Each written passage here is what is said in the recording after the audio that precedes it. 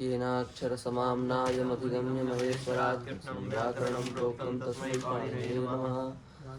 वाक्यकारं वररुचिं भाष्यकारं पतञ्जलिं पाणिनिं सूत्रकारं च प्रणतोऽस्मि मुनित्रयम्।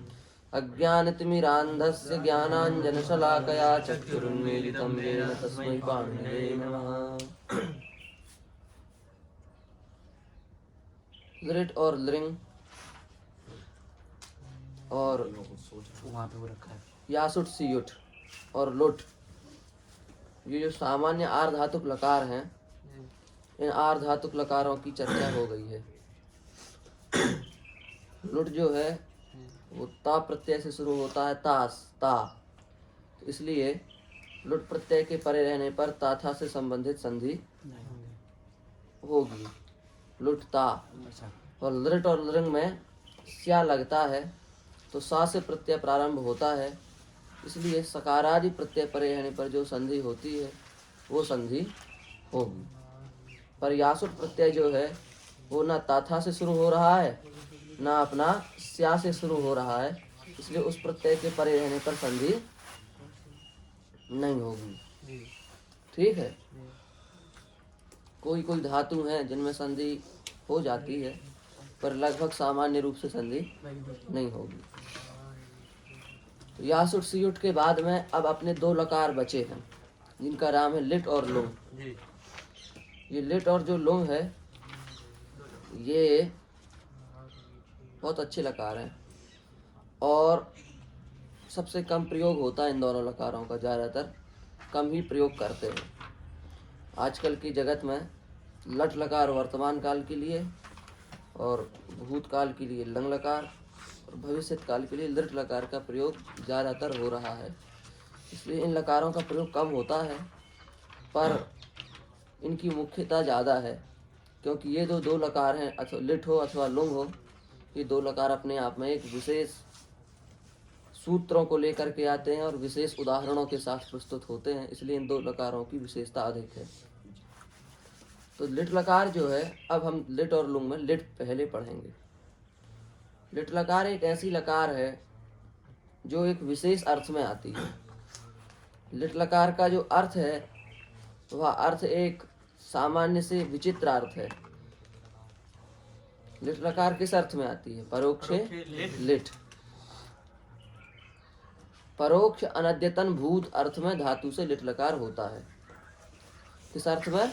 परोक्ष अनद्यतन भूत अर्थ में धातु से लिट लकार का प्रयोग किया जाता है। ये एक ऐसा अर्थ हो गया जो बहुत अपने आप में विचित्र है और जो कहीं नहीं है। परोक्ष माने क्या होता है? अक्षणः परम परोक्षम, जो आंखों से परे हो उसका नाम है परोक्ष। परोक्ष माने जो आंखों से परे हो, आंखों से ना देखा गया हो, उसको कहते हैं परोक्ष। समझ गए?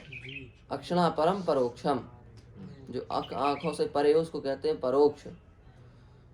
आंखों से परे तो बहुत कुछ है, परिक्रमा चल रही है नीचे और वो भी हमारे आंखों से परे दिख रही है, यहाँ से किसी को नहीं दिख रही है, तो उसको भी परोक्ष कहा जाएगा। तो इसलिए दूसरी बात बता रहे हैं, अनद्यतन होना चाहिए, आज का नहीं होना चाहिए, तो अभी चल रही है, आज नहीं।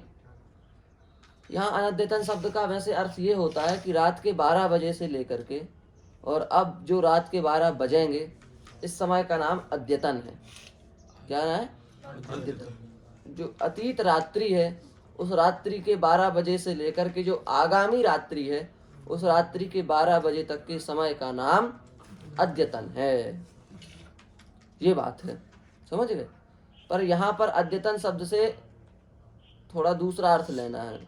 भाष्यकार ने कई सारे अर्थ दिए हैं, तो एक अर्थ के अनुसार देखा जाए तो वर्ष शतम इत्येके, 100 वर्ष पुराने किसी घटना को याद कराना हो तो वहाँ पर अद्यतन, इस अर्थ में यहाँ पर अनद्यतन शब्द का प्रयोग है। अनद्यतन माने 100 वर्ष पुराना, ऐसी कोई घटना याद करानी हो तो अनद्यतन शब्द का प्रयोग किया जाएगा। तो कहने का मतलब यह है कि जो लिट लकार का प्रयोग है ये आजकल परसों के भूत में नहीं होता, ये कोई बहुत प्राचीन भूत हो, बहुत पुराना भूतकाल हो, जैसे राम राजा हुए थे, रावण एक राक्षस था, ऐसा कोई प्राचीन भूत हो कृष्ण जी थे, भगवान थे, ऐसा कोई प्राचीन भूतकाल के लिए प्रयोग करना हो, जैसे पाणिनि भगवान हुए थे, ऐसा एक समय की बात है, भगवान पतंजलि अपने शिष्यों को पढ़ा रहे थे, तो कितने साल पहले हुए पतंजलि, हजारों साल की बात हो चुकी है। तो ऐसे किसी वर्षों की अवधि में प्रयुक्त किसी पदार्थ का अपन को बोध कराना हो, किसी धातु का क्रिया का बोध कराना हो, तो उसमें किस लकार का प्रयोग करेंगे? लिट लकार का प्रयोग करेंगे। पर मान लो आप 4 साल पुरानी घटना है, और 4 साल पुरानी घटना है, तो आपने कहा कि हम गए थे, एक शादी में गए थे, वहाँ हम थे, तो है तो वह पुरानी घटना, पर वो आपने देखी है, उसके आप साक्षी हो, इसलिए परोक्ष नहीं है। समझ रहे हो ना? परोक्ष क्या बताया? परोक्ष माने जो आंखों से न देखा गया हो। अब आप भले 5 साल पहले किसी के विवाह में गए, पर देखा, तो वहां लिट लकार का प्रयोग नहीं किया जा सकता। 5 साल पहले कोई क्रिया घट गई हो और वो आपने देखी भी ना हो, तब लिट लकार का प्रयोग होगा। ठीक है, समझ में आ गया? कोई क्रिया हो भी चुकी हो, वर्षों पुरानी हो, और हमारी आंखों से देखी भी ना गई हो, उस अर्थ में लिट लकार का प्रयोग किया जाएगा। समझ गए ना? क्या समझे? कोई क्रिया बहुत पुरानी हो और हमारे आंखों से ना देखी गई हो, हम ना देख पाए हो उसको, अक्षणों परम, आंखों से परे हो, तो उस क्रिया का अर्थ प्रकट करने के लिए अथवा उस क्रिया को पद बनाने के लिए किस लकार का प्रयोग किया जाता है? लिट लकार का प्रयोग किया जाता है। ये जो लिट लकार है, इसकी दूसरी विशेषता है कि टित लकार है। लिट में टा की संज्ञा होती है ना, तो टित लकार है। हमने उस दिन भी कहा था कि 4 लकार गित हैं, 6 लकार टित हैं। लट, लिट, लुट, लिट, लेट, लोट, ये 6 टित लकार हैं। ट की संज्ञा होती है इन 6 में, इसलिए ये टित लकार हैं। और लंग, लिंग, लुंग, लृंग, इनमें ग की संज्ञा होती है, इसलिए ये गित लकार है। तो अपनी जो लकार है लिट, ये टित लकार है। ठीक है, तो अब लिट लकार हमें बनाना है। लिट लकार का अर्थ हम समझ गए क्या है? क्या अर्थ है? अत्यंत प्राचीन, आंखों से परे हुए पदार्थ को द्योतित करने के लिए जिस क्रिया का प्रयोग किया जाता हो, उस क्रिया को पद बनाने के लिए लिट लकार का हम प्रयोग कर सकते हैं। ठीक, तो अब लिट लकार हमें बनाना है। तो लिट लकार बनाना सामान्य बात नहीं है। लिट लकार बनाना एक अपने आप में विशेष बात है। तो उसके लिए हम बिना खंड वर्ग बनाए इसको नहीं सीख सकते, क्योंकि लिट लकार में कुछ धातुएं हैं जिन्हें द्वित्व होता है, कुछ हैं जिन्हें द्वित्व नहीं होता, उनसे आम लगता है, कुछ हैं जिन्हें दोनों नहीं होते, इडागम होते हैं, या दोनों हो जाते हैं तो इडागम भी होता है, कहीं नहीं होता है, कहीं विकल्प से होता है, कहीं नित्य होता है, तो कहीं धातु का ही रूप परिवर्तित हो जाता है, तो कहीं आम भी होता है, द्वित्व भी होता है। ऐसी बहुत दुविधाएं लिट लकार में हैं, जिससे पार पाना बहुत कठिन है। इसलिए बिना वर्ग के आश्रय लिए बिना हम इसको नहीं बना सकते। तो सबसे पहले हमारे लिए क्या करना है कि पंचोपांग तो पढ़ना पड़ेगा। धात्वादेश, प्रत्ययादेश, इडागम, अतिदेश और द्वित्वाभ्यासकारी। इसमें धात्वादेश में बहुत सारे सूत्र हैं लिट लकार में, और प्रत्यादेश में 2 सूत्र हैं बस, और इडागम में 4 सूत्र हैं, और अतिदेश में केवल 1 सूत्र है, और द्वित्वाभ्यासकार में अनेक सूत्र हैं, कई सारे हैं उसमें। आम करने वाले भी कुछ हैं और कुछ वैसे भी हैं, बिना आम वाले भी हैं, तो अनेक सूत्र उसमें हो गए। तो कुल मिलाकर के ये पंचोपांग है। सबसे पहले क्या आता है? धात्वादेश। लिट लकार परे रहने पर किस किस धातु को विशेष धात्वादेश होगा, ये होता है अपना धात्वादेश। तो अब हम धात्वादेश समझ लें, और प्रत्यादेश, और फिर इडागम। तो देखो, प्रत्यादेश जो है उसमें कठिनाई कोई है नहीं। प्रत्यादेश तो इसका सरल है। प्रत्यादेश देख लो पहले, जब सरल है तो प्रत्यादेश देख लो। प्रत्यादेश ऐसा है कि लकार कौन सा?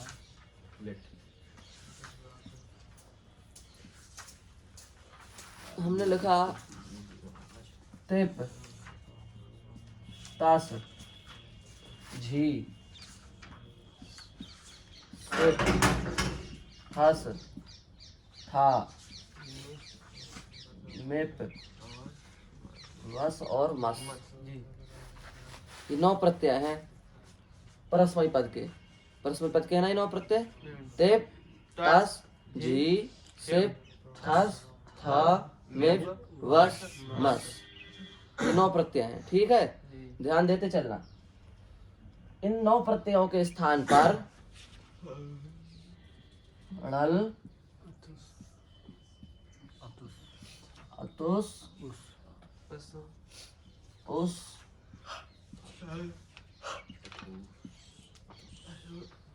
आ ये आदेश हो जाते हैं क्रम से ऐसे।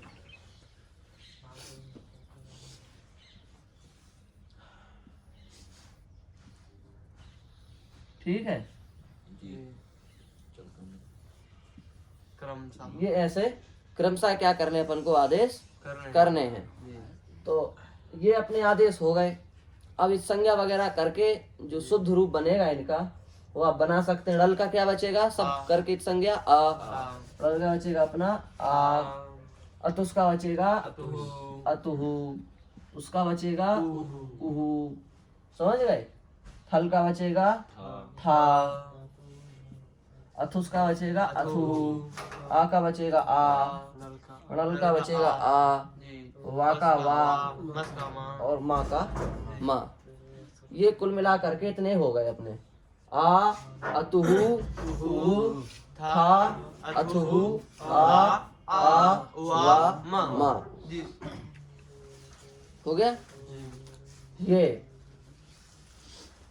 ये 9 प्रत्यय अपने परस्मयी पद के बन गए जो लिट लकार में लगेंगे परस्मयी पद की धातुओं से, क्योंकि कुछ धातु परस्मयी पद हैं। कल भी हमने कहा था कुछ धातु आत्मनेपद हैं। तो कुछ धातु से लगेंगे परस्मयी पद के प्रत्यय और कुछ धातुओं से लगेंगे आत्मनेपद के प्रत्यय। तो ये जो प्रत्यय हैं ये परस्मयी पद की धातुओं से आपने लिट लकार में लगेंगे। तीन ही लगेगा, माने ती आएगा पर उसके स्थान पर तत्काल क्या आ जाएगा, आ। ये णल का आ। ठीक है। सूत्र है इसका परस्मयी पदानाम णल णल तुसुस थल थुस णल्वमा। हाँ ये सूत्र है। इस सूत्र से इनके स्थान पर ये हो जाते हैं परस्मयी पदानाम णल तुसुस थल थुस णल्वमा।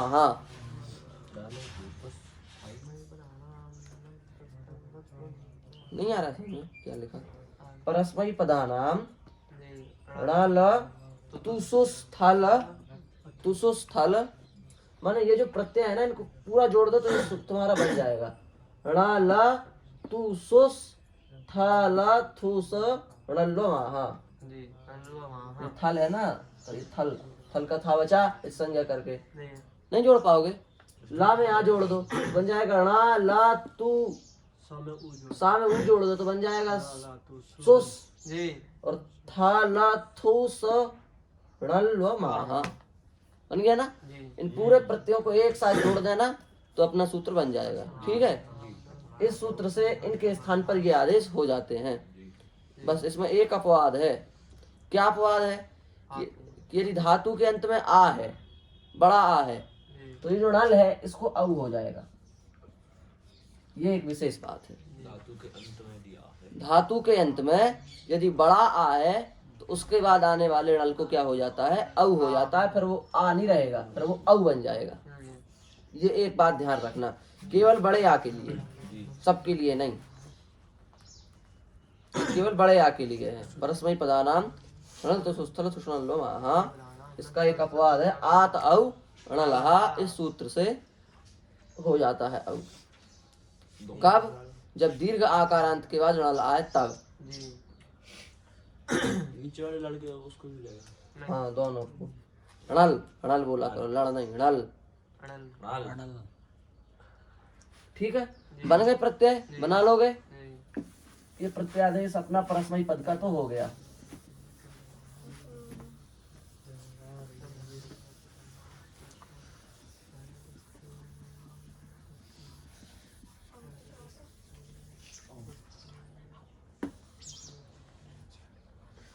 अब आया आत्मनेपद धातुओं का प्रत्यादेश।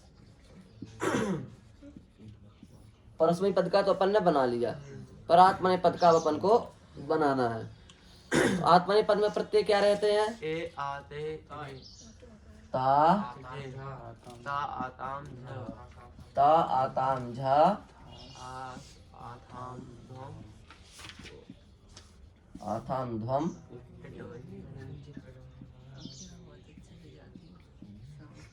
इट वही महीन। तो इट में तो टा की संज्ञा हो जाती है, यहाँ तो बचेगा ई। महीन में गा की संज्ञा हो जाती है हलंत्यम से, तो बचेगा मही। और थास में सा की संज्ञा नहीं होती। क्यों नहीं होती?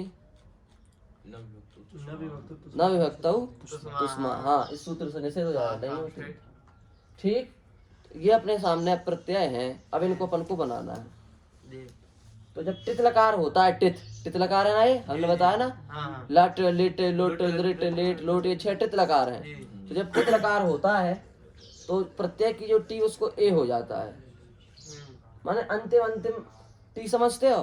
टी माने होता है अंतिम स्वर। अंतिम स्वर से बाद जितने व्यंजन उन सबको मिलाकर के टी बन जाता है। जैसे हमने लिखा थास,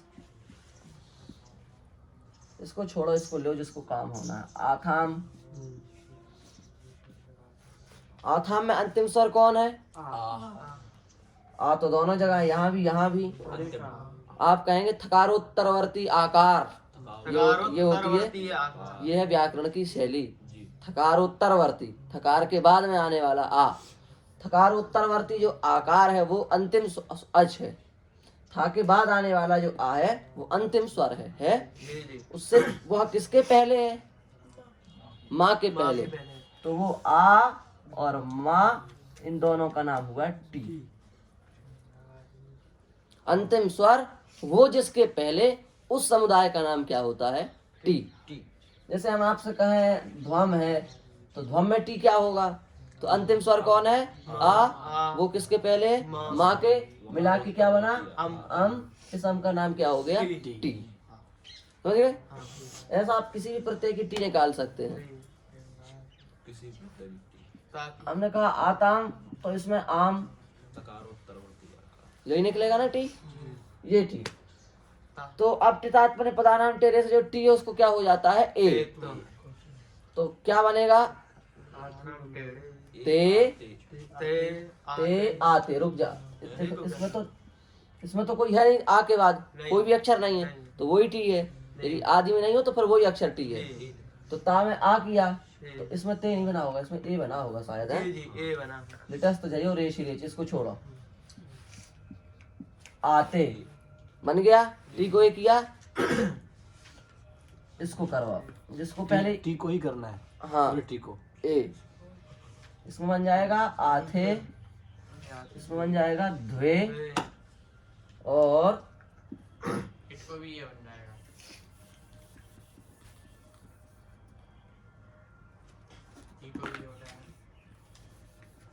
यहाँ बन जाएगा ए। इतने प्रत्यय तो अपने टी को ए करके बन जाएंगे। कितने? आते, आथे, ध्वे, ए, वहे, महे। कितने बन गए? 6 प्रत्यय अपने बन गए। कैसे बन गए ये टी को ए करके बन गए। 9 होते हैं कुल, 6 तो बन गए टी को ए करके, अब बच गए 3। तो इसमें से जो ये बचा है, ध्यान दो, अब एक ये और एक ये, कौन कौन बच गए? ता और झा। तो ता को हो जाएगा एश, और झा को हो जाएगा इरेच। आप इस संज्ञा कर दोगे, देखो इधर इस संज्ञा कर दोगे तो इधर चा की संज्ञा हो जाएगी, इधर सा की संज्ञा हो जाएगी। इधर बचेगा अपना ए और इधर बचेगा अपना इरे। समझ गए? तो ये दो और बन गए। इसका प्रत्यादेश क्या हुआ? ए, उसका प्रत्यादेश क्या हुआ? इरे। अब कौन बचा? अब बचा थास।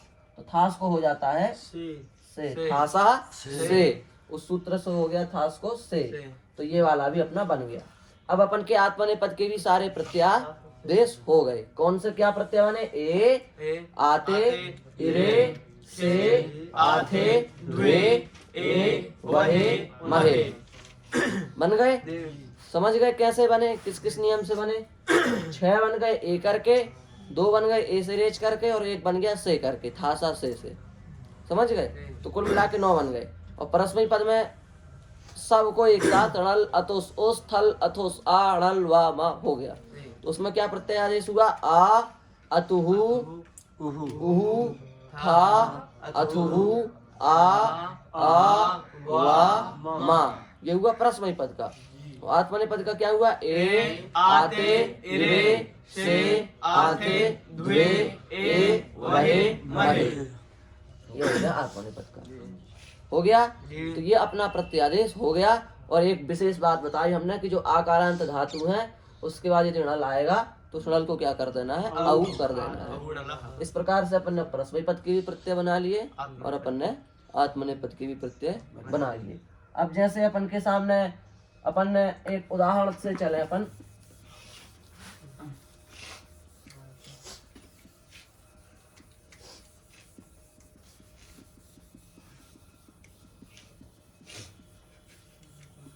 एक उदाहरण से चलें। जैसे हमने ली धातु बभू, भू। तो भू धातु की प्रक्रिया करके सब पंचोपांग लगा करके हमारा बना बभू। अब अपन ये प्रत्यय जोड़े जो अपन ने परस्मैी पद के बनाए हैं, आ, अतु, उ, तो अपनी पूरी लिट लकार के रूप बन जाएंगे। बभू में जोड़ दो आ तो क्या बन जाएगा? बभूव। बभू में जोड़ दो अतुहु तो क्या बन जाएगा? बभू अतुहु।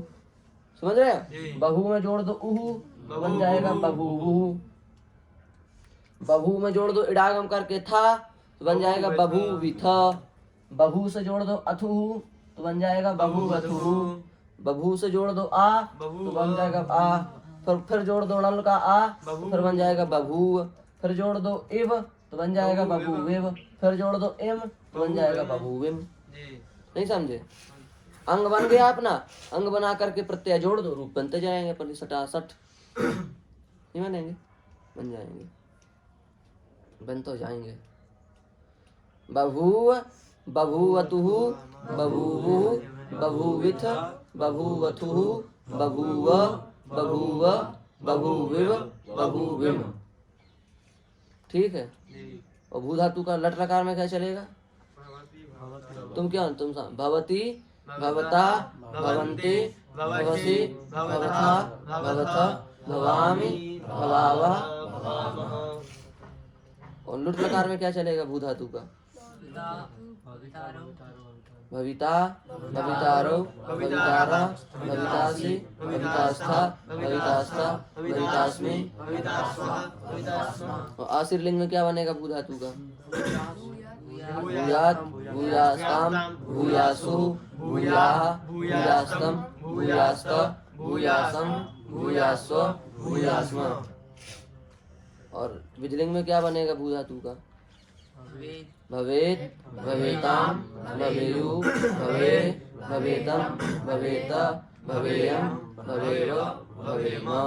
ये तो चलेंगे रूप। और लिट में भविष्यति, भविष्यता, भविष्यन्ति, भविष्यसि, भविष्यथा, भविष्यत, भविष्यामि, भविष्यावः, भविष्यामः।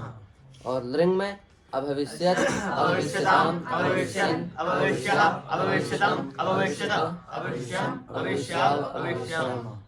ऐसे रूप चलेंगे। ये लिट लकार का प्रत्यादेश हो गया। प्रत्यादेश माने होता प्रत्यय कैसे बने, इसकी विधि।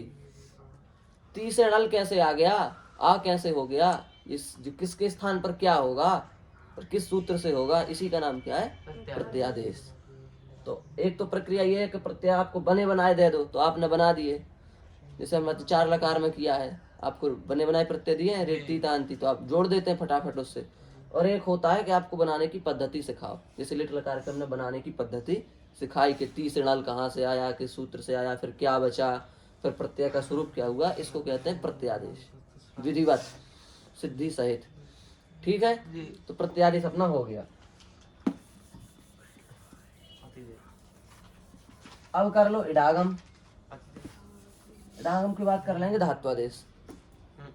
ठीक, हाँ इडागम ही कर लो, स्वीकार में देरी नहीं करनी चाहिए, करना है इडागम।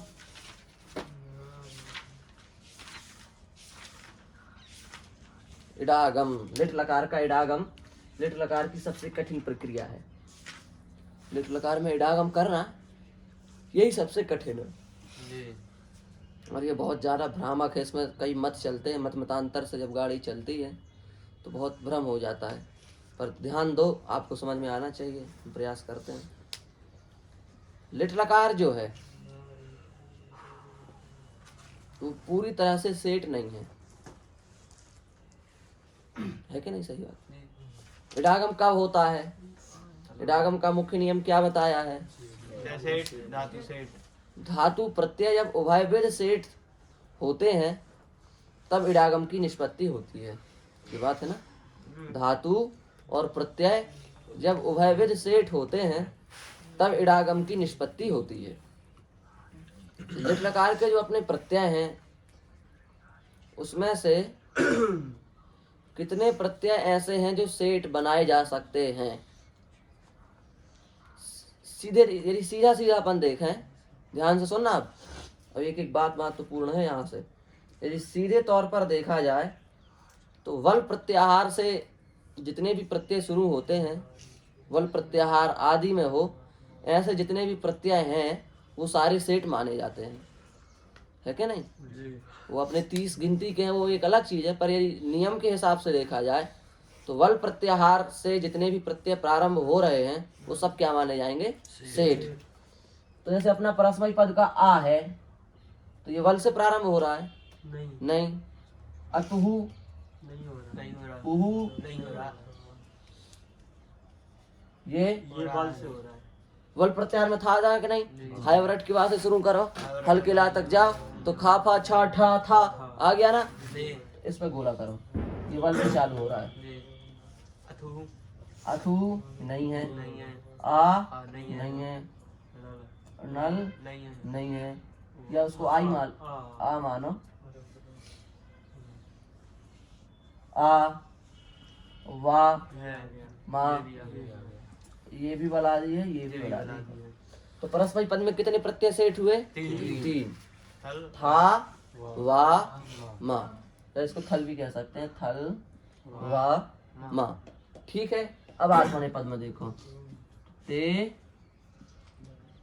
ए क्या लिख जाता है? ए आते, आते रे, रे, से आते, आथे दे, दुहे, ए वहे महे। से, दुए, तो देखो ते जो है, ए, ए जो है, ये तो है नहीं,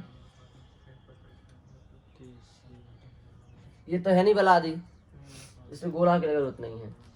ये भी नहीं है बलादी, आते, इरे भी नहीं है, नहीं है, से है, जी, सर हल आ जाएगा ना ये बल में, जी, इस पे गोला करो। आथे भी नहीं है, फिर नहीं है, दुए है, फिर रे है, ए, फिर ये ए भी नहीं नहीं है, है, फिर वहे है वहे है। और महे। अब ये अपनी बात पता चली कि 18 प्रत्ययों में से केवल 7 प्रत्यय लिट लकार में ऐसे हैं जिनके परे रहने पर इडागम हो सकता है। यदि धातु सेठ होगी तो इन प्रत्ययों के परे रहने पर इडागम हो जाएगा। पर हम लोग क्या करते हैं? हम लोग सब प्रत्ययों में इडागम का विचार करते हैं। आ बनाएंगे तो भी इडागम लगाएंगे, अतु बनाएंगे तो भी लगाएंगे। कुछ भी प्रत्यय आएगा हम इडागम का पहले विचार करते हैं, ऐसा नहीं करना है। पहले नंबर ये देख लेना है कि हमसे जो प्रत्यय पूछा जा रहा है उस प्रत्यय के पर इडागम होता है कि नहीं होता है। क्योंकि हमारी धारणा यह है कि लिट लकार में इडागम होता है, तो लिट लकार में कोई भी प्रत्यय इडागम होता है, ऐसा नहीं। लिट लकार सेठ लकार नहीं है, लिट लकार के कुछ प्रत्यय हैं जो सेठ हैं, इस बात को याद करो।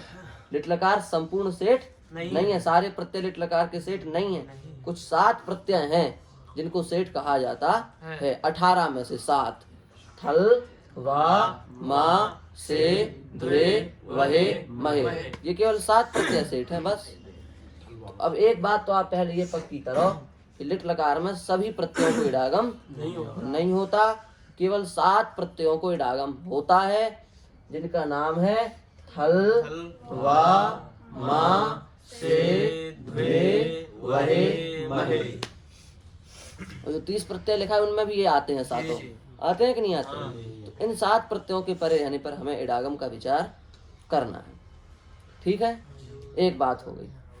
कैसे करना है अब ध्यान से सुनना, अब इतना समझ गए? हाँ, जहाँ ना आए तो वहाँ रोक देंगे गाड़ी, क्योंकि यदि आगे बढ़ गए अपन, पीछे का नहीं बैठा, अपनी पंक्ति ठीक नहीं लगी, गड़बड़, आगे नहीं आएगा समझ में, फिर बैठे ही रहोगे 1-2 दिन जब तक चलेगा ये। तो अब इतना हो गया, इसका मतलब सारे प्रत्ययों में इडागम नहीं करना है, केवल 7 प्रत्ययों में इडागम करना है। कैसे करना है? हर चीज की एक पद्धति होती है। इडागम की क्या पद्धति है इसमें? तो 3 है, 3 प्रकार की धातुएं होती हैं, सेठ, अनिट और वेट।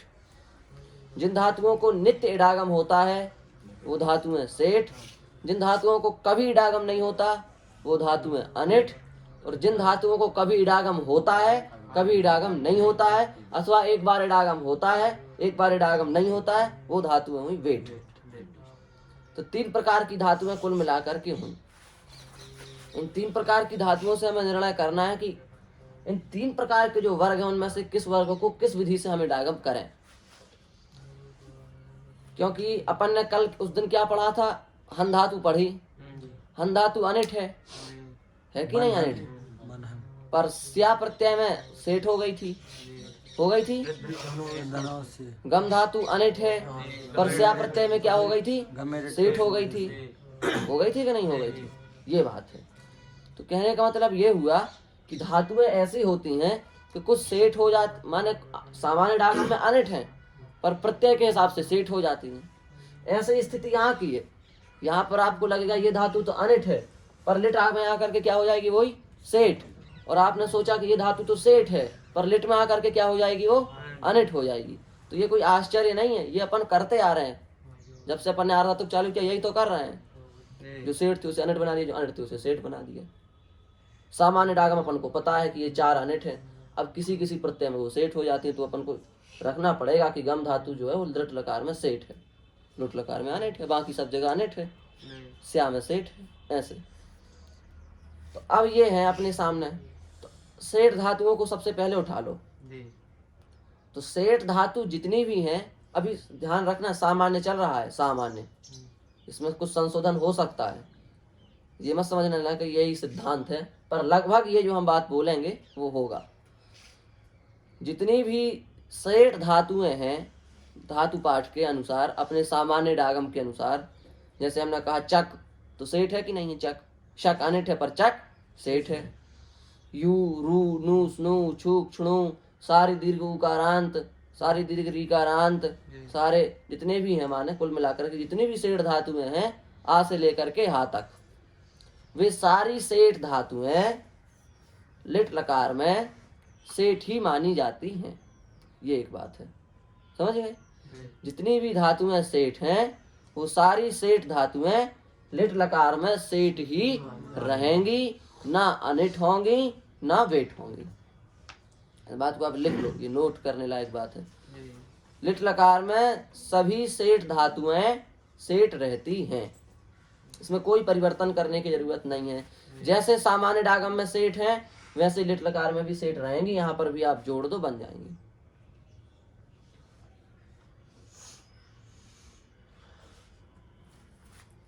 पर अब इसका मतलब ये नहीं है, वही बात जो भी हमने कही थी कि सेठ है तो आप इसमें भी इडागम कर दो, इसमें भी कर दो, इसमें भी, सब सेठ हैं, ऐसे नहीं। इडागम इन्हीं जगह होगा जिन पर गोला है, इस बात को ध्यान रखना अपन को। हाँ ठीक है। हाँ सब सेट नहीं है। कौन? सब सेट नहीं है। प्रत्यय वो क्री वाली वो सब अनिट है ना, अनिट वाला आती है वो सेट भी। अभी तो आगे चलेगा। हमने ये कहा है, तुम सो गए थे, तुमने सुना ही नहीं, कि सारी सेठ धातुएं लिट प्रत्यय में क्या मानी जाती हैं? सेठ मानी जाती हैं। केवल सेठ धातुएं, ध्यान रखना, हमने कोई अजंत हलंत या कोई ऐसा शब्द उपयोग नहीं किया है। हमने ये कहा सामान्य न जो धातु पाठ में सेठ धातुएं हैं वो लिट लकार में सेठ मानी जाती हैं।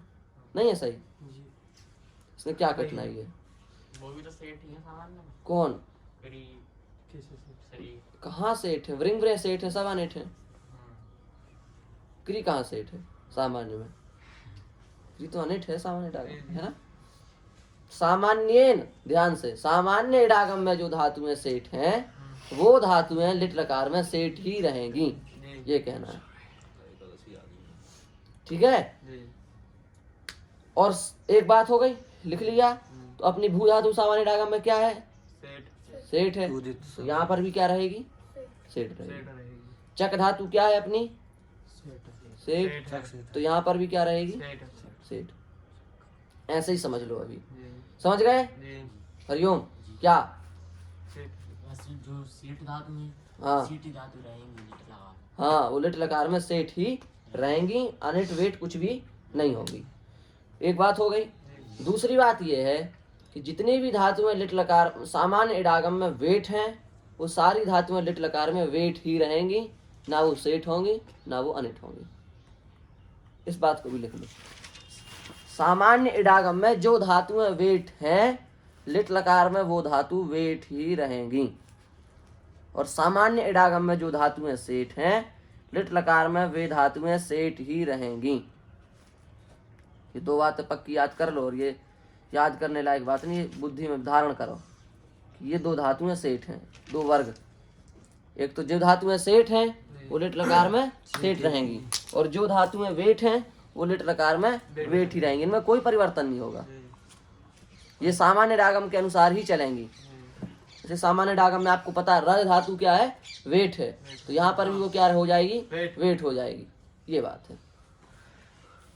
वेट धातुओं को कोई परेशान नहीं कर सकता, और सेठ धातुओं को भी कोई आफत नहीं है। ये जैसी थी वैसे ही रहेंगी। तो अब सेठ भी समझ गए अपन। सेठ में कोई परिवर्तन होना है? नहीं होना है, पहले ही जैसा सब कुछ है। वेट धातुओं में कुछ परिवर्तन होना है? नहीं, पहले ही जैसा सब कुछ है। अब बचे कौन से धातु है? अनिट। तो इसी में सब कुछ है। जितना इडागम का कचरा है, जितना इसमें सिस्टम है पूरा लफड़ा, वो सब इसी में है, जाकर के अनिट धातुओं में ही है। तो अब केवल अनिट धातुएं बची हैं बनाने के लिए। सेठ तो बन गई, उस जैसे सामान्य इडागम में थी वैसे ही बनाने की प्रक्रिया हालांकि समझनी पड़ेगी, पर इडागम में तो दुविधा नहीं है। इडागम में तो अपन को पता है कि यदि धातु सेठ है तो इन 7 प्रत्ययों में इडागम उसको हो जाएगा। धातु वेट है तो इन 7 प्रत्ययों में इडागम एक बार होगा, एक बार नहीं होगा। इसमें इडागम में तो कोई दुविधा नहीं रही। अब अनिट धातुएं हैं जिनमें दुविधा है। अनिट धातुओं का इडागम अब हमें सीखना है। सेठ धातुओं का भी समझ गए, वेट धातुओं का भी समझ गए। अब अनिट धातुओं को हम किस पद्धति से इडागम करें, ये बात है। तो अनिट धातुओं को यदि इडागम आपको करना है तो सबसे पहले जो 7 प्रत्यय हैं इनके 2 वर्ग बनाना पड़े। 2 वर्ग बनाइए आप। इन 7 प्रत्ययों को 2 भागों में विभाजित कर दो। पहला भाग रखिए आप इसका, ये प्रथम भाग है, थल। इसकी एक अलग अपनी पार्टी है, थल। इसकी पार्टी में ये अकेला, कोई नहीं सहयोगी इसका। और दूसरी में जितने बच गए सब रख दो। वा, मा, से, ध्वे, महे।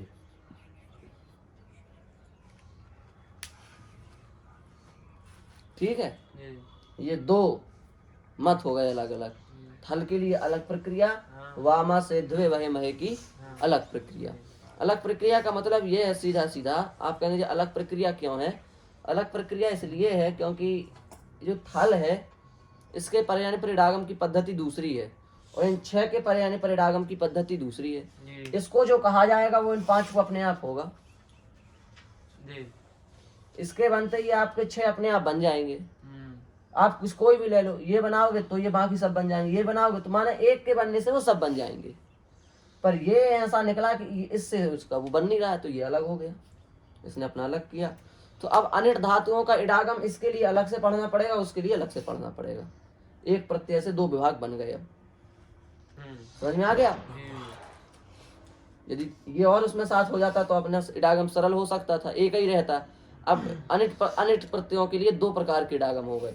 एक तो पूरे अनिट धातुओं को पहले थल में बनाओ, फिर पूरी अनिट धातुओं को दोबारा से उठा करके उन 6 प्रत्ययों में बनाओ। ये बात हो गई। अब यही बात। तो अब क्या करें हम, थल बना लेते हैं पहले, यही है, अकेला पड़ा है, इसी को पहले बनाए, फिर वो अलग एक साथ बना लेंगे उन धातुओं को जो इधर वाली धातु में है, इनको हम एक साथ बना लेंगे। पहले इसको बनाते हैं थल को। तो थल में कैसे अनिट धातुओं को इडागम होगा, इस बात को हमें समझना पड़ेगा। नहीं आ रहा समझ में? आ रहा है, अच्छा, कुछ दूसरा ही आ रहा है। तो इसके लिए सूत्र है क्री श्री भ्री व्री स्तु द्रु सुरबो लिटी श्रुवो लिटी लिटी। ये सूत्र आया पहला अनिट धातुओं के लिए। क्री स्त्री भ्री वृस्तु द्रु श्रु श्रुवो द्रु सु श्रुवो लिटी। ठीक है, क्री श्री भ्री व्री स्तु द्रु सु श्रुवो लिटी श्रुवो लिटी। जी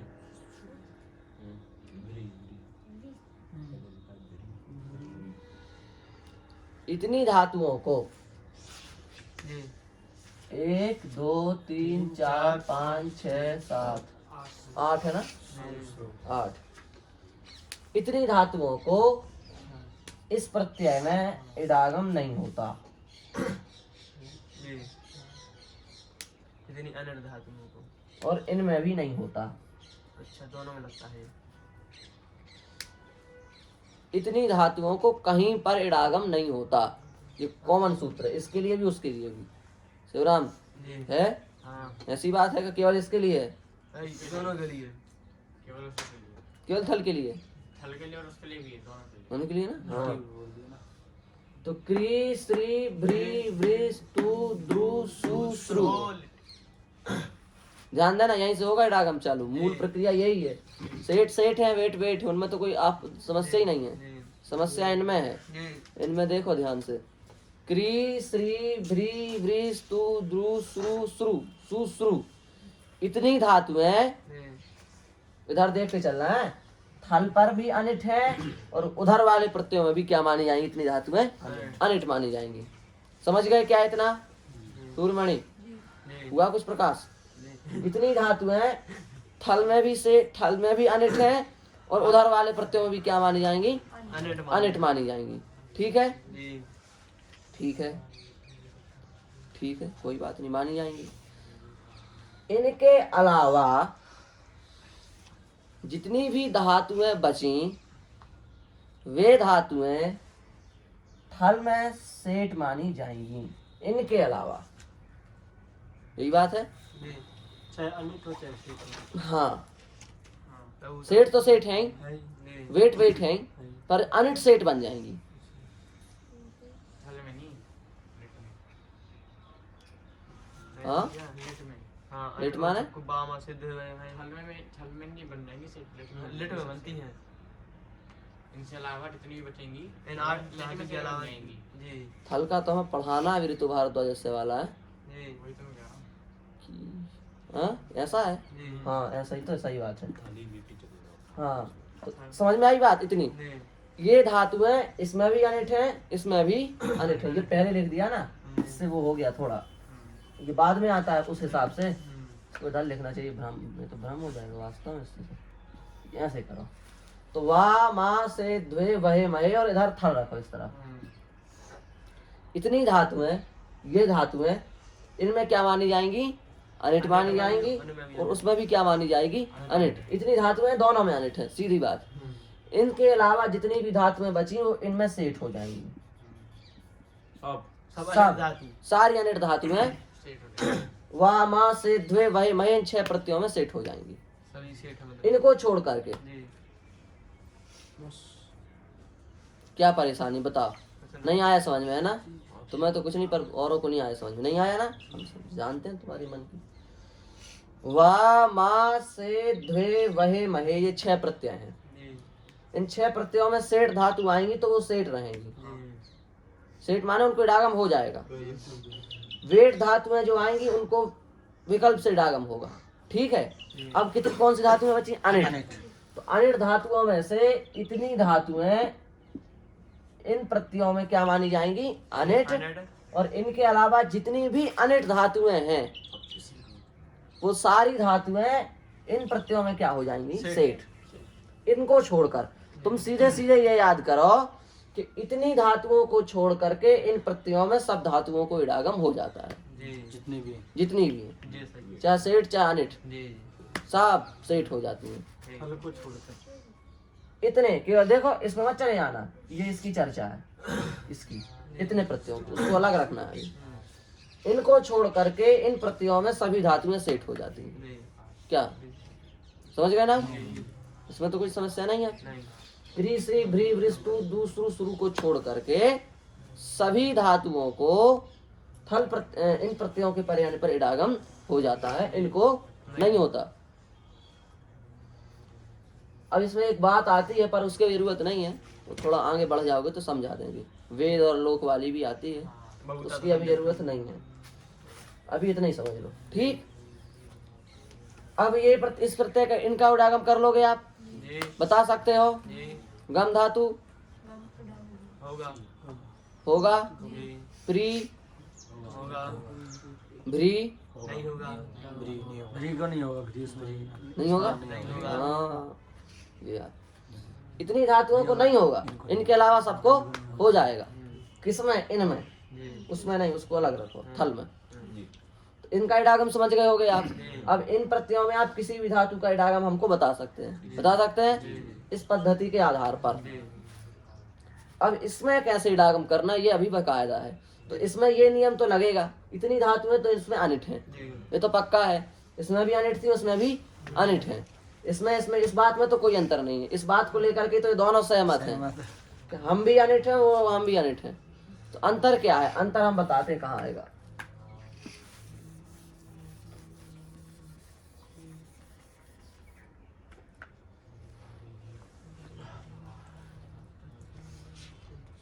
सबसे पहला सूत्र है इसमें अचस्ता स्वत्थल लेडो नित्यम, यही है।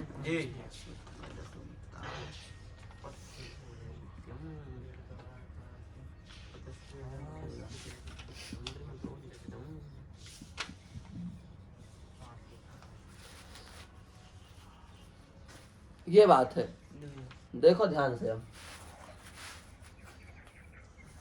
जितनी भी अजंत धातुएं हैं, अजंत समझते हो ना? स्वर जिन धातुओं के अंत में भी है, चाहे बड़ा चाहे छोटी, चाहे बड़ी चाहे छोटा हो, बड़ा हो, री री कुछ भी, स्वर जिन धातुओं के भी अंत में है वो लिट लकार में अनिट है, स्थल में। समझ रहे हो? जितनी भी अजंत धातु हैं, सभी अजंत धातुएं थल परे रहने पर, इसका तो हो गया। अब इसको हटा दो, क्या मिटा दो, इसकी समस्या ही खत्म। तो ये लिखा रहेगा तो बीच बीच में कहा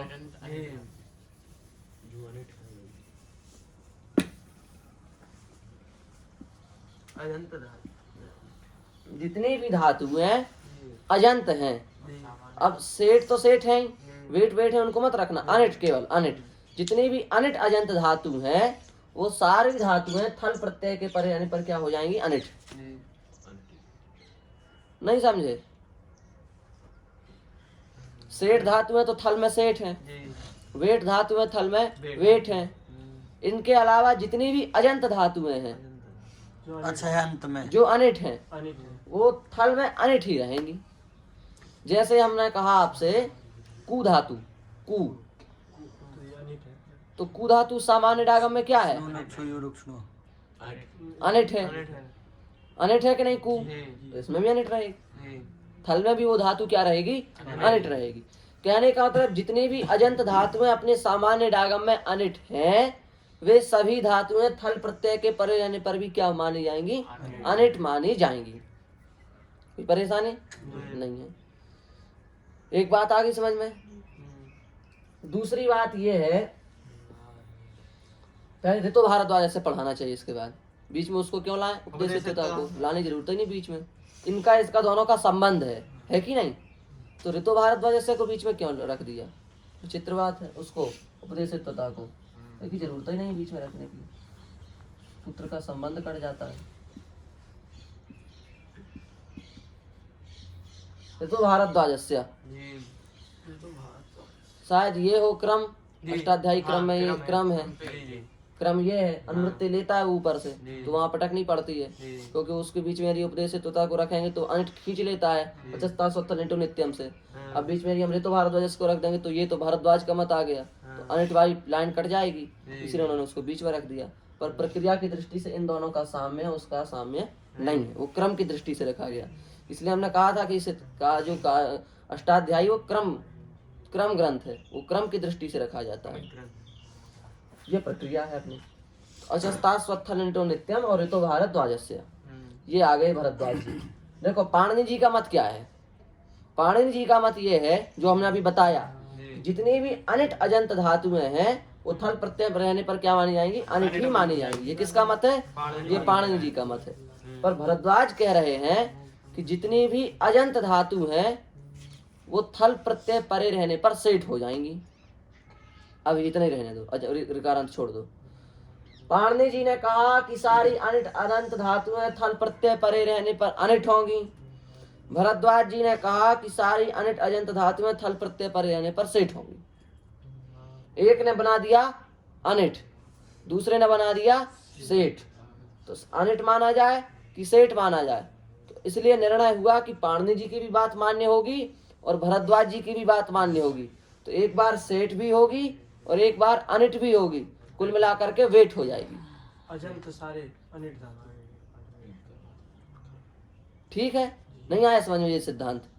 पाणिनि जी के मत से सारी अजंत धातुएं अनिट है। थल प्रत्यय पर अनिट हैं, जी और भरद्वाज के मत से सारी अजंत धातुएं थल में सेठ हैं। जी तो सेठ अनिट मिला के वेट हो गया कि नहीं हो गया? जी तो निर्णय क्या हुआ? निर्णय ये हुआ कि सारी अजंत धातुएं थल प्रत्यय परे रहने पर वेट हो जाती वेट हो हैं, जाती हैं। पर रिका- ऋकारांत को छोड़कर, क्योंकि जो ऋतु भारद्वाज से है ना, ये कहता है ऋकारांत को छोड़कर सारी अनिट अजंत धातुएं थल पर सेठ हो जाती हैं। किनको छोड़कर?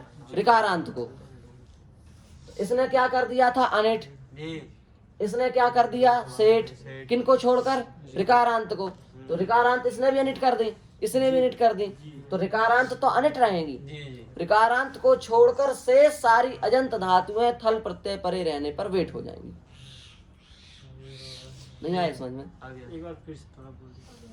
अजंत धातुएं पाणिनि जी के मत से थल प्रत्यय परे रहने पर अनिट हैं, पर भरद्वाज जी के मत से अजंत धातुएं थल प्रत्यय परे होने पर सेठ हैं, ऋकारांत को छोड़कर। इसका मतलब ऋकारांत को इनने भी छोड़ दिया, और पाणिनि ने तो पहले ही अनिट कर दिया है। इसका मतलब ऋकारांत अनिट ही रहेंगी, पर ऋकारांत को छोड़कर छोटा बड़ा छोटी बड़ी जितनी भी धातुएं अनिट हैं, सारी धातुएं थल प्रत्यय परे होने पर क्या हो जाएंगी? वेट हो जाएंगी। भरद्वाज पाणिनि मिला करके क्या हो जाएंगी? वेट हो जाएंगी। समझ गए? जी तो अजंत धातुओं में ये इडागम होगा। जी ये अजंत धातुओं का इडागम हुआ अभी। जी अजंत धातुओं का इडागम क्या हुआ? सुनो, निर्णय सुना दें आपको हम, फैसला अजंत धातुओं का। अजंत धातुओं का फैसला ये है, किसमें? थल में, उसमें नहीं, ऊपर वामा से द्वे में नहीं। वहां तो सीधा निर्णय है, वो 8 धातुओं को छोड़ करके सब सेठ हैं, उसमें तो कोई समस्या ही नहीं है अपन को। समस्या इसमें है, इसमें ये निर्णय मिला है माननीय न्यायालय द्वारा कि जो अपना सेठ धातुएं हैं वो सेठ ही बनाओ, वेट धातु उनको वेट ही रखो, पर जो अनिट धातुएं हैं उनको थल में वेट कर दो, ऋकारांत को छोड़कर। इसका मतलब केवल अजंत धातुओं में ऋकारांत धातुएं अनिट होंगी, ऋकारांत को छोड़ करके सभी अजंत अनिट धातुएं सेठ हो जाए वेट हो जाएंगी। माने थल प्रत्यय परे रहने पर सभी अजंत धातुएं वेट हैं, ऋकारांत को छोड़कर। ऋकारांत धातुएं अनिट ही हैं, ये लिख लो। ऋकारांत धातुएं अनिट हैं और ऋकारांत को छोड़कर से सभी अजंत धातुएं वेट हैं। ये निर्णय मिला अपन को न्याय द्वारा। और जो सेट है वो तो सेट है। सेठ सेठ वेट वेट उनकी चर्चा तो करो ही नहीं। जी लिख लिया? क्या लिखा? सारी अजंत धातुएं थल प्रत्यय परे रहने पर वेट हैं, ऋकारांत थल प्रत्यय परे रहने पर अनिट हैं। ये हुआ। सारी अजंत अनिट धातु है। हाँ, सारी सारी अजंत अनिट धातुएं थल प्रत्यय परे होने पर वेट हैं। ऋकारांत धातुएं थल प्रत्यय परे होने पर अनिट हैं। अजंत धातुओं का हो गया निर्णय? हो गया? जी नहीं हुआ? वो क्या विशेषण दो की क्या? अदर अरे वो तो पढ़ाएंगे बाद में, विशेषण है वही तो कह रहा हूं। वो जो है सो है। वो तो हलंत है री पढ़ानी पड़ेगी हाँ री और वे, ये और फिर उधर आपको दादू नहीं बनना वो तो हलंत है। वो भी रंग अब इसमें एक सूत्र बचा। अब देखो अजंत धातुओं का इडागम तो अपना हो गया, अब किन धातुओं का बचा? हलंत। तो हलंत में एक सूत्र है बस, इसको पढ़ो और हलंत धातुओं का इडागम समाप्त करो।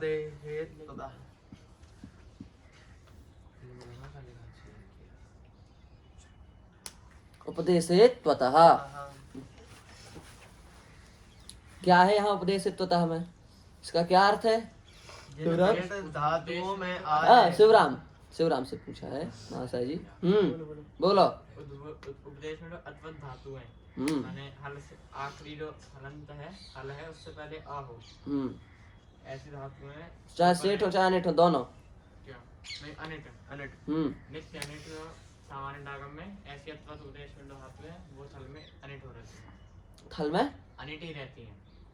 हाँ, थल में अनिट बन जाती है, नित्य नित्य अनिट रहती है। तो फिर वेट, हाँ वेट हो जाएंगे। ठीक बार बार से ठीक, समझ में आई बात? नहीं आई की बात समझ में नहीं आती ना? हाँ हमारी समझ में। जिन धातुओं में भी अविद्यमान है और यदि वो अनिट है, जैसे हमने कहा शक, अनिट भी है और इसमें आ भी है उपधा में। ऐसी जितनी भी धातु है, जैसे हमने कहा पच, अनिट भी है आ भी है। हमने कहा मुच, अनिट भी है और आ भी है। है यार? तो क्यों कह रहे हो आ भी है? मुझ में कहाँ है? अच्छे आदमी कह रहे हाँ आ है, ये नहीं आएगी, इसको हटा हटा। ऐसी धातुएं जो अनिट भी हैं और जिनमें आ भी है, ऐसी धातुएं थल प्रत्यय परे होने पर अनिट हो जाती हैं। आप कहोगे अनिट तो थी, अनिट क्या हो जाती हैं? अनिट हो जाती हैं। तो जितनी भी अजंत अनिट धातुएं माने जितनी भी अत्वत अनिट धातुएं हैं वे सारी धातुएं थल में क्या हो जाएंगी? अनिट। और भरद्वाज जी ने भी क्या कहा था? भरद्वाज जी ने क्या कहा था? ऋकारांत को छोड़कर सभी धातुएं सेठ होती हैं। अजंत के लिए सबके लिए कहा था, वो तो हमने अजंत पढ़ाया इसलिए अजंत कह दिया। पर भरद्वाज जी का कहना यह है ऋकारांत को छोड़कर सब धातुएं सेठ थल में। तो अब देखो ये सब भी सेठ हो जाएंगे भरद्वाज जी के मत में, और पाणन जी के मत में क्या हो गई? अनिट। इसका मतलब वेट। इसका मतलब जितनी भी अत्वत अनिट धातुएं हैं वो सभी धातुएं थल प्रत्यय में वेट हो जाएंगी। इस बात को लिख लो। जितनी भी अकारवानी अत्वत लिखो, ये ज्यादा सही शब्द है। जितनी भी अत्वत अनिट हलंत धातुएं हैं वे सभी धातुएं थल में वेट हो जाएंगी। अनिट धातु थल प्रत्यय परे होने पर वेट होती है। ठीक है। अत्वत के अलावा जितनी भी अनिट धातुएं बची वो सब थल में सेट हो जाएंगी। लिख लो। अत्वत के अलावा जितनी भी अनिट हलंत धातुएं हैं वे सारी थल प्रत्यय में सेट हो जाएंगी। तो सेट हो जाएंगी। अत्वत के अतिरिक्त जितनी भी अनिट हलंत धातुएं हैं वे सारी सही थल प्रत्यय में सेट हो जाएंगी।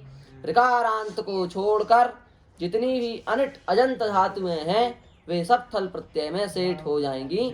अर्थात केवल ऋकारांत अजंत में ऋकारांत वेट होगी, हलंत में अत्वत वेट होगी। इनके अलावा सारी अजंत सारी हलंत दोनों धातुएं थल में सेट हो जाएंगी। किनको छोड़कर? ऋकारांत को और अत्वत को। ऋकारांत क्या होगी? अनिट। और अत्वत क्या होगी? वेट। ऋकारांत अनिट, अत्वत वेट, शेष सेठ। सेठ शेष शेष शेष सेठ। यही तो है। क्या परेशानी है? पहले आपने अनट ले कही थी।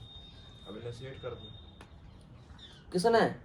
भरद्वाज ने। हाँ भरद्वाज ने केवल अत्वत के लिए कहा है ना, अनिट जो बना रहे हैं हम इसको, कि केवल अत्वत धातुओं को बना रहे हैं। भरद्वाज जी की तरफ से तो सेठ है पूरी। सब, हमने केवल अत्वत को उसमें से अनिट कर दिया, तो अत्वत बस तो वेट हुई, बाकी सारी हलंत तो सेठ है। हमने कहा तुम चले जाओ दौड़ते हुए परिक्रमा में चामुंडा तक, अब तुमको किसी ने बीच में रोक लिया, तो जहां रोका वहीं ना रोका, क्या पूरे में ही रोकोगे तुम? उतने गैप पे, इतने पे हमें रोका था तो फिर उतने अगले पे अपने आप रुक गए, कोई रोकने वाला नहीं मिला। उपदेशेत्वता ने कहा कि भाई 28 धातुएं अनिट हैं, भरद्वाज ने कहा कि सब सेठ हैं, तो यहाँ वेट हो गया। अब इसके अलावा ये थोड़ा नहीं कि तुम सारी हलंत धातुओं को वेट करोगे, केवल अत्वत वेट हो गई, बाकी सब सेठ हैं। ऐसे अजंत धातुओं में रिकारांत अनिट हो गई, बाकी सब वेट हैं। अजंत वेट है में तो अनिट है ना हलंत धातु है। हाँ, और इन्हें सेट कर दें। इनने अत्वत, हाँ तुम समझे ही नहीं, अत्वत जिनमें आ है वो सेठ की है बस, माने उस, हाँ तुम बोलो, चलो बोलो बोलो। हलंत धातु जो आपने लिखाई थी पहले सामान्य डागम में, हाँ वो अनिट है। जितनी अनिट लिखाई थी। और भरद्वाज जी के में तो सब सेट है, तो उनको ही वेट होना चाहिए। क्या कह रहा है? सामान्य डागम में जो अनिट धातुएं लिखाई थी वो अनिट हैं, भरद्वाज जी की मत से सेठ हैं, तो वेट होना चाहिए। सामान्य डागम में जो अन्य धातु लिखाई थी, तो वेट ही तो वही है, अथवा जितनी भी। हाँ, और बाकी सब सेट हो जाएंगे। बाकी वेट क्यों नहीं होंगी? वेट किससे करोगे? उपदेश से पता तो लगेगा नहीं, अथवा से भिन्न निश्चित है, वो भी अनिट है, पर्वत पता नहीं है, तो वहाँ से भी अनिट नहीं होगा, और ये तो बार सीट तो है ही है, तो सीट ही होगी नहीं। सामान्य डागम किसने बनाया? सामान्य डागम से थोड़ा नहीं यहाँ लिया जाएगा, यहाँ पर विशेष चल रहा है, विशेष में विशेष यदि आपस में लड़ेंगे तब वेट होंगे। सामान्य डागम का तो यहाँ कोई महत्व ही नहीं है, सामान्य डागम से तो यहाँ कोई लेन देन ही नहीं है अपना। सामान्य डागम में तो जो अनिट थी वो सब सेट हो गई यहाँ करके, तो उससे नहीं। यदि यहाँ कोई विशेष सूत्र होता है इसके जैसा, उपदेश होता है जैसा, जो अनिट बनाता, और फिर कोई दूसरा विशेष सूत्र होता वो सेट बनाता, जैसे इनको बनाया, इसने दबा करके अनिट कर दिया, उसने सेट कर दिया, तो वेट होगी। पर सामान्य डागम में अनिट होने से यहाँ पर वेट का कोई सिस्टम नहीं बनेगा, यहाँ तो वो जो सूत्र कहेगा वही मानी जाएगी, समझ रहे? उपदेशेत्वता ने कह दिया सेठ है, अब यदि कोई यहाँ टांग अड़ाता इसके जैसी अनिट है तो वेट होती, पर अब तो किसी ने कुछ किया नहीं, अब वो सेट ही हो जाएंगे, अब उसमें वेट का सिस्टम नहीं है। समझ गए बात? देखो कुल मिलाकर के निर्णय सभी अजंत धातुएं निर्णय सुनने सब तैयार हो जाते हैं। जितनी भी अजंत धातुएं हैं अनिट, सबसे पहले देखो ऊपर से उठा देते हैं, एक बार हम सुना देते हैं फटाफट। सभी सेठ धातुएं लिट में और थल में दोनों में सेठ हैं। सभी वेट धातुएं लिट में थल में दोनों में वेट हैं। इसके अलावा जो अनिट हैं उसके दो विभाग किए, थल अलग लिट अलग। लिट कहने से आप समझेंगे वामा से द्वे वहे महे, और थल कहने से केवल थल, तो दो विभाग हो गए, थल का और लिट का। तो लिट प्रत्यय के परे रहने पर क्या होगा कि जो अपनी क्री श्री भ्री व्री स्तु दु श्रु श्रु ये 8 धातुएं हैं, ये 8 धातुएं लिट प्रत्यय में अनिट हैं। इनके अतिरिक्त सभी धातुएं लिट थल दोनों अनिट हैं, इनके अतिरिक्त सभी धातुएं लिट प्रत्यय परे रहने पर क्या मानी जाएंगी? सेठ हो जाएंगी। समझ गए? इनके अलावा इसमें तो कोई संदेह नहीं है। अब केवल बचा थल, तो थल में इतना समझो कि थल प्रत्यय में जो अपना पहला सूत्र अचस्तास्पद थल निटो नित्यम है, उससे सारी अजंत धातुएं अनिट हो जाती हैं। ऋतु भारद्वाज से सारी अजंत धातुएं सेठ हो जाती हैं ऋकारांत को छोड़कर, इसलिए ऋकारांत अनिट रहेंगी। ऋकारांत के अलावा सभी अजंत धातु थल में क्या हो जाएंगी? वेट हो जाएंगी।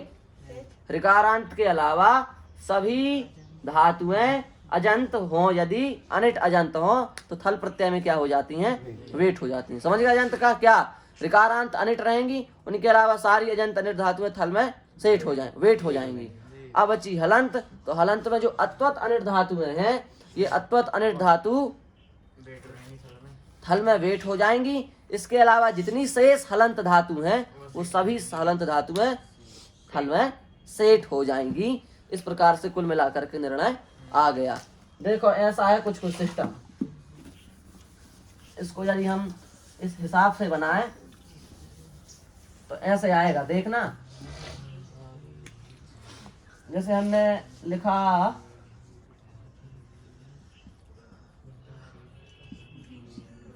ये पूरा सूत्र, ठीक है। इसको एक बनाया हमने थल, एक बनाया लिट। इतनी धातुएं इन दोनों में अनिट है। इनके अलावा सभी धातु लिट में सेठ है। अब बचा थल। थल के लिए सबसे पहला सूत्र क्या था? अचस्तास्वत्थल निटतो नित्यम। दूसरा ऋतो भारद्वाजस्य। तीसरा उपदेशेत त्वतः। ये 3 सूत्र आए। उसमें जितनी भी अजंत धातुएं थीं वो अजंत धातुएं थल में वेट हो गई। ही ऋकारांत धातुएं अनिट हो गई। पहले से अनिट तो थी, ऋकारांत पहले से अनिट। हाँ, ऋकारांत वैसे भी अनिट थी, अनिट हो गई। कहने का मतलब ये है, ठीक है, हो गई, समझ गए? ये किससे किससे हुआ? इससे और इससे, इन दोनों से ये कार्य हुआ, ठीक है। अच्छा, स्तास्वत्थल निटो ने कहा कि सेठ है, ऋतु भारद्वाज ने कहा अनिट है, तो अनिट सेठ दोनों से मिला करके बन गया वेट। ये वेट हो गई। उन्होंने कहा था अनिट। हाँ, इसने कहा था अनिट है, इसने कहा था सेठ है, तो मिला करके क्या बन गया? वेट। दूसरी बात, री को इसने भी अनिट बताया और इसने भी री को छोड़ दिया, री को छोड़कर, तो इसलिए री के लिए कोई विशेष प्रावधान न बनने के कारण ये अनिट ही रहेंगे। अब बचेंगी हलंत।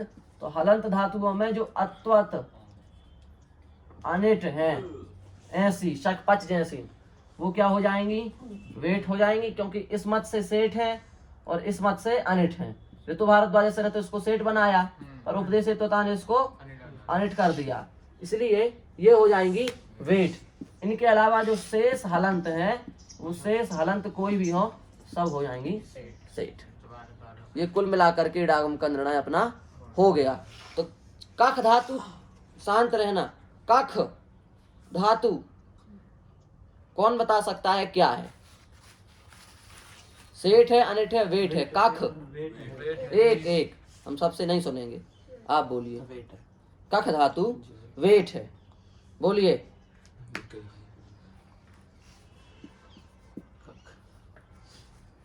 कख धातु ये सेठ है। आप वेट हो जाएगा। उपदेश आप लखा भाई, शिव सत्यनारायण, सूर्यनारायण, सूर्यमणि, हाँ सूर्यमणि, चंद्रमणि, दिव्यमणि, बोला वेट सेठ है। सेठ है। आप कहेंगे सेठ क्यों?